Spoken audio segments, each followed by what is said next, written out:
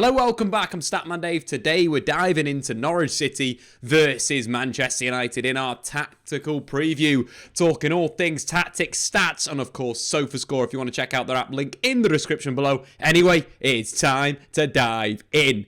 Right, let's take a look at Manchester United under Ralf Rangnick so far. 2 games played, kind of 2 different systems used. The first game against Crystal Palace, this 4-2-2-2. Ronaldo and Rashford up front, Sancho and Bruno as the interiors, McTominay, Fred in the double pivot, and a back 4 containing attacking fullbacks, Diogo Dalot and Alex Telles. Average position-wise, we can clearly see that shape. The fullbacks being very, very high, the highest they've been for a long, long time, and providing good thrust in the final third. I like that. Second game, of course, highly rotated team against Young Boys, dead rubber for United. 4-3-3 shape. Donny van der Beek as a holding single pivot. In the first half, second half maybe looked a little bit more like a double pivot.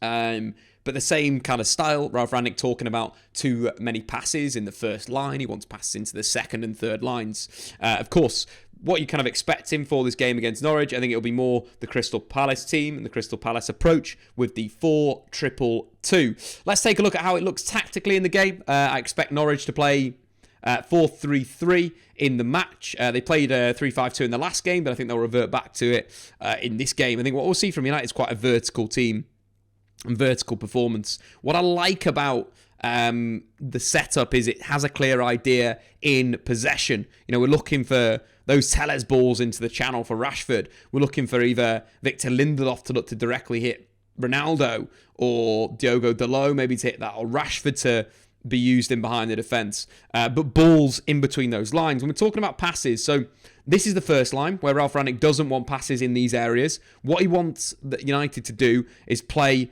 behind the second line and behind the third line. Direct, Gegenpressing football. Get high and fly forward. Guys, let's get some GGs in the chat to G-Dog 2 months, baby. Let's get this party started. Some bad stats. Man United are winless in the last 4 Premier League games against newly promoted sides. But from a tactical perspective, it is about playing in between Norwich's defence and their midfield. This is the area where United need to dominate. They need to get the ball there quickly, and they need to combine in between the lines. I think Ronaldo did a really good job holding up the ball, either direct balls into his head or little layoffs. I like that about Ronaldo against Crystal Palace. Quite quick, fast football. And that's what United need to do. Ball into Ronaldo, move. Ball into the channel, move forward. Counter press. You know, United won possession back 12 times against Crystal Palace, the most they managed in a single game since Fergie. That is what we want to see. I want to see Rashford getting back into form. Against Norwich City, he's got a very good record. On average, he's been directly involved in a league goal every 37 minutes against Norwich. 3 goals and an assist. That's something where, you know, you've got a player that can, you know, that may feel comfortable in this game.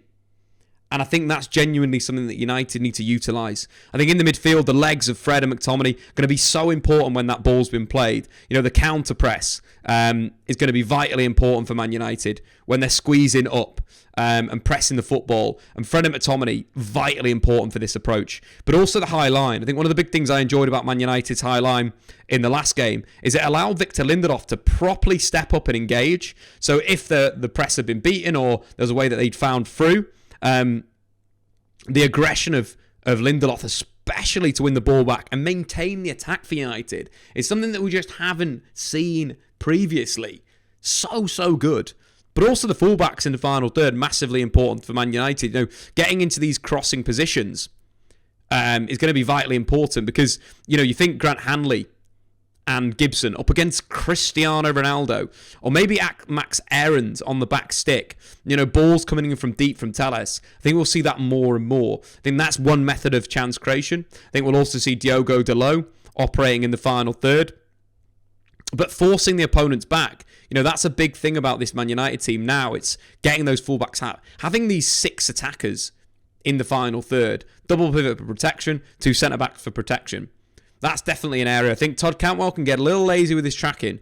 And Solis is a young player. Again, I think those 2 players can be exploited here with balls into the box. And kind of that idea with the you know, with United utilising the balls into the box, high line, Bruno Fernandes in between the lines, direct play. I think there's a lot of, good things stylistically that could catch Norwich out. The good thing about Norwich as well is they've kind of turned a little bit possession heavy under Dean Smith. They dominated the ball against Newcastle in the recent Premier League game. And with United's added directness but counter-pressing, we could actually see there'd be quite a lot of phases of Norwich dominating possession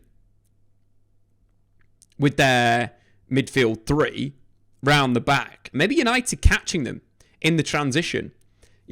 Catching them when, the likes of Billy Gilmore's to feet with a blindside press, catching them in defensive midfield and then breaking. I think that's where the space is going to be in this game. And I quite like that side of United, is they have that directness now. They have that method of progression of the ball. And it does come from fullback against Crystal Palace. We saw Diogo Dalot and Alex Telles both progress the ball with passes 9 times apiece, the most earning player in the game. And I think that's something that United have needed. A little bit of directness. What we saw too frequently was the ball being rotated back through DM and all around the back four, back into DM. And it was so easy to press. And that's that first line of pressure that Ralf Rangnick keeps talking about. Don't want to play in that anymore. Play in the opposition's half, play for territory. We're not bothered about the ball. We want to be vertical, want to be progressive, we want to get those balls into the channels early. And that is what I'm really liking about Ralf Rangnick's Man United. What I'm really liking.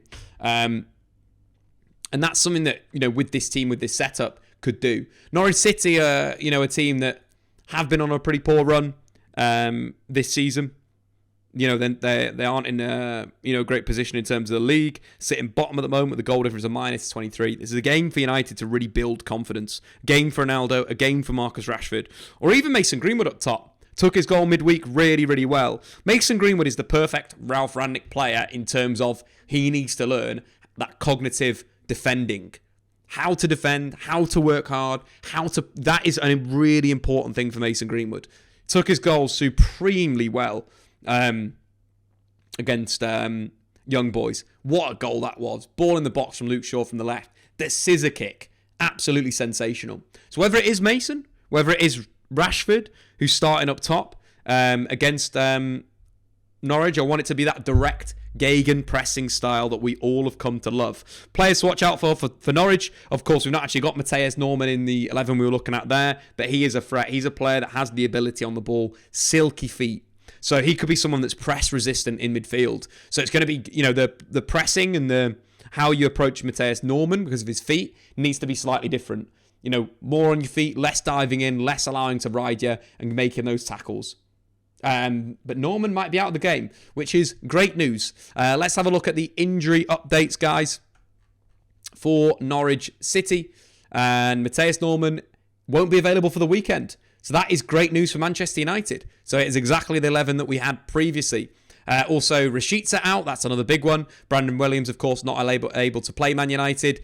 Zimmerman still out and Sam Barham out for Man United. Injury news. Varane's not going to be back. Cavani's not going to be back. Wan Bissaka's out injured. Matic has got illness. Martial, no return date. And Paul Pogba's just come back from Dubai or will be soon to join Man United. So on screen is probably the 11, the 4-3-3 versus the 4-4. Or 4-2-2, 4-4-2 hybrid, however we want to talk about it. Big game for Ronaldo, big game for Rashford, or of course Mason Greenwood to score. Could even potentially see Greenwood start on the right. Of course, was really involved in that goal that Fred put in the back of net with his world-class right foot, but was involved. So we could see actually Mason playing as one of these interiors. Has the ability to do that. Remember that pass against Atalanta? Cut the lines. Brilliant United quick move. That's what we want to see again. So might see Mason start ahead of Sancho. Could see that. But a big game for Diogo Dalot. So happy to see him in the team. What a technical footballer. He was